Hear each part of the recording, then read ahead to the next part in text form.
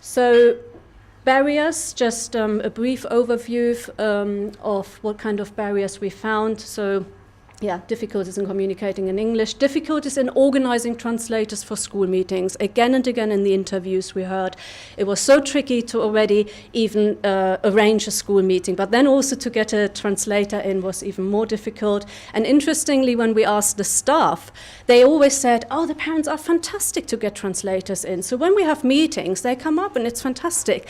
But obviously what they didn't see is how often, we heard it in the interviews, how often parents they wanted to go to school, but they couldn't go because they couldn't arrange the translator. So from a staff point of view, I think there's a slightly wrong assumption that, and not realizing how often parents actually didn't come to school because they couldn't organize the translator. So there was, lack of understanding the working of the English school system, as I said before, low levels of confidence amongst those especially those who have been for longer already at the school.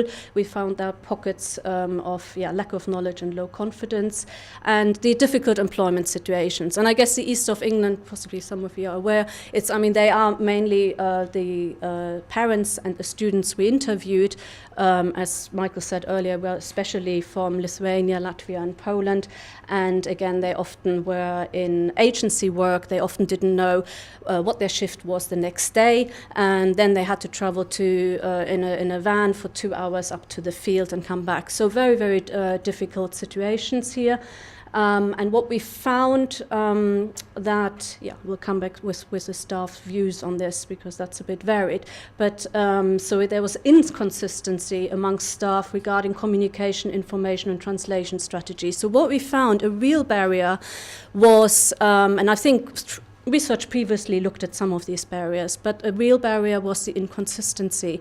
So we had some teachers who just didn't think there was any difference between communicating with a parent of an EL pupil when compared to a non-EL pupil. And then they also said, well, knowledge-wise, all parents struggle to understand. So there some teachers really didn't see that. On the other side, we had obviously teachers who were fantastically aware of it. They wrote a little postcard translated into Russian to say how well their child has done and actually send it to Russia because the child was brought up by family members here in the east of region. And there's really a need that there has to be something, maybe it's kind of compromise between the two extremes and some more consistency.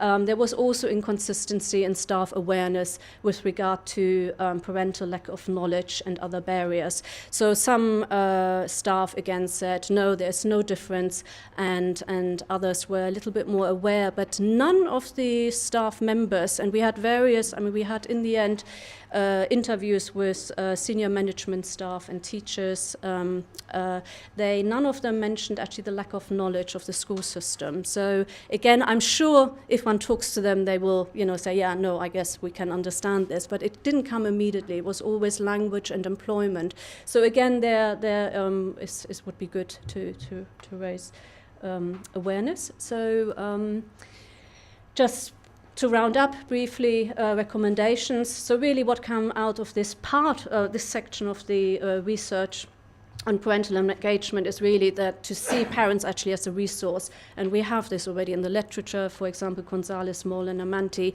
argue there are funds of knowledge at home, and really to see there is actually a huge amount of engagement happening at home. But sometimes, and what we found is a real discrepancy between then the knowledge, and so parents often felt they weren't possibly most effective in their engagement, so they really needed some more knowledge. Wider conceptualization of parental engagement is really important for this group, and I'm sure for other groups as well. Ensuring that all parents understand the school system, then more effective, consistent and targeted communication, information and translation strategies are needed. And we're all aware, especially with translations, that this in the moment with all the funding cuts, and so it's a huge thing to ask for. And interestingly, in the interviews, parents often were aware, and they also said, "Oh, we are aware here are over 40 languages spoken at the school. We are aware that we can't get translations for everything, but again, one has to think how one via parent networks or bilingual services, how one can actually really help there, and using technology to facilitate facilitate homeschool and school communication. So we, for example, produce podcasts in Lithuanian and Polish for the 2 schools on the GCSE system, and parents found this really helpful. And we also, in the podcast, compared the English system to the Lithuanian and the Polish system. So the parents felt actually, this is similar, this is dissimilar. So they're, to recognize that there's nationality. And Skype meetings, parents said again and again, if it's difficult for them to go into the school, Skype meetings would be good. And online translation schools. Again, we are all aware that Google Translate is not perfect, definitely not perfect for all languages, actually very good for German and French. But obviously other languages are possibly less developed. But on the other side, a list of subjects, for example, or the topics of exams, I mean, these are straightforward translations. There's not a great grammar involved. One can, and some teachers obviously use those as well. So relying on EL students for translations, really problematic. We had this in the interview with parents that they really didn't think that this can't be the main way. It's very obviously, often is useful, but there needs to be another strategy. So local, regional, school-based resources should be made available, and then also the EL parents need a representative voice. In the regional survey, only 2 schools said that their parents were parent governors, and again there are changes now with parent governors, but they were not represented, and in our schools also they were not represented at all. And obviously that could help to develop some of these kind of recommendations if they were better represented. So thank you very much.